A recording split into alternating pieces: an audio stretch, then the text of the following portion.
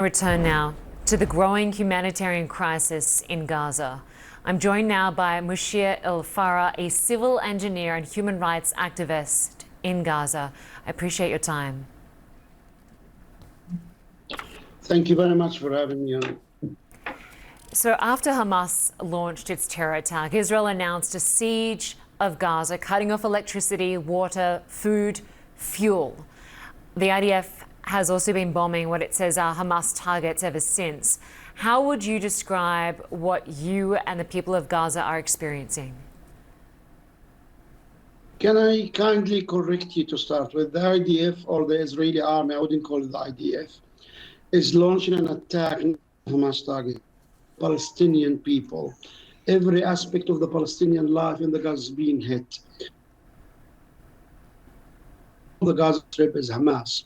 But now people are being hit in every aspect, in every single detail of their life. I am now talking to you from Khan Yunis city, the second largest in the Gaza Strip.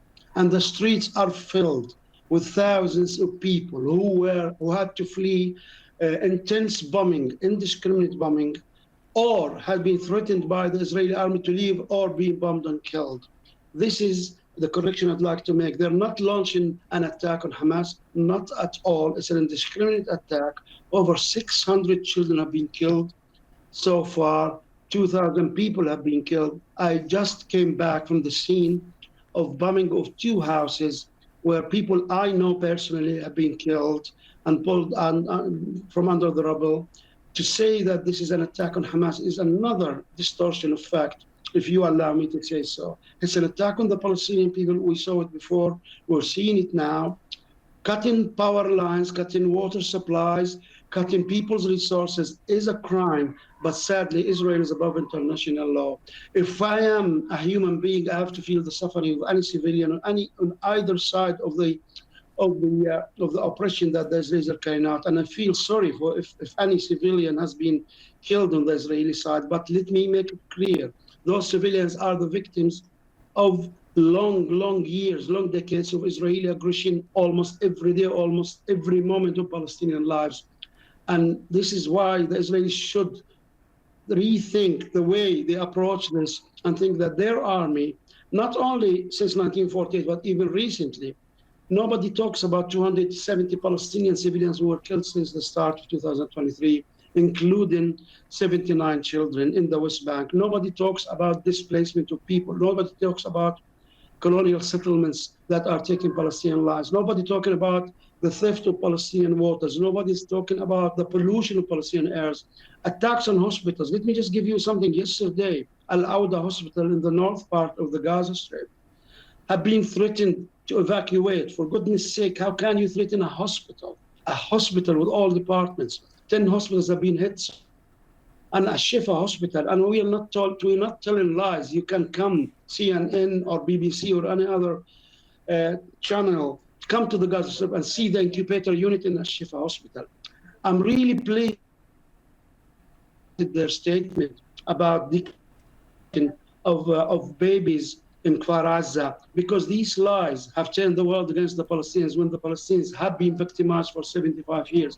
Come here to the Gaza Strip and see the suffering on the streets of people, ordinary people who are not even supporters of Hamas. The collective punishment under international law is a war crime, and we must understand that if the world continue to turn deaf ears to the Palestinians and blind eyes to the Palestinian suffering, all what we will have is more suffering for the Palestinians and more violence that will be imposed on the Palestinians, and more reaction from the Palestinians as well, because you cannot expect to put people under such circumstances for so many years and you expect them to throw roses at you. This is the reality of the matter.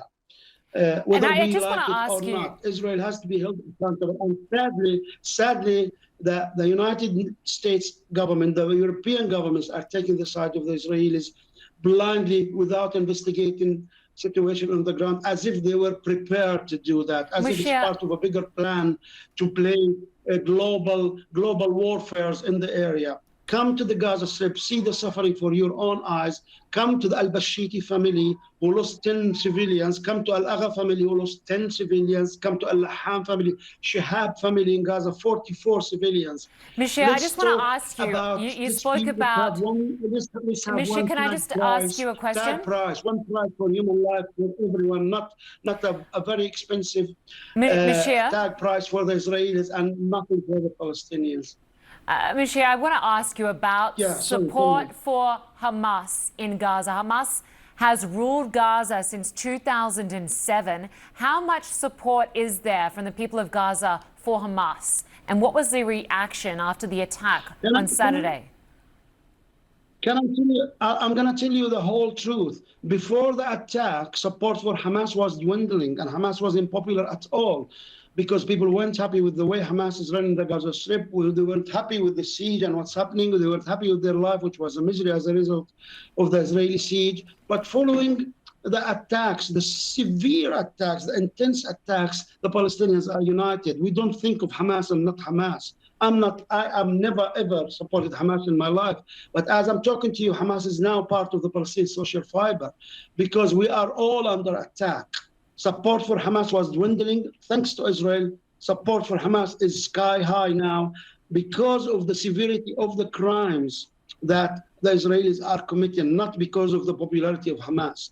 When they hit us in every aspect of our life, Palestinians get united and don't think of Hamas, Fatah, or Popular Front, or Jihad, or whatever. They think of their suffering. All right, that was Musheir El Farra. Musheir, we're just losing a connection. We're going to have to leave that there for now. That was Musheir El Farra in Gaza. We're going to take a break. We'll be right back.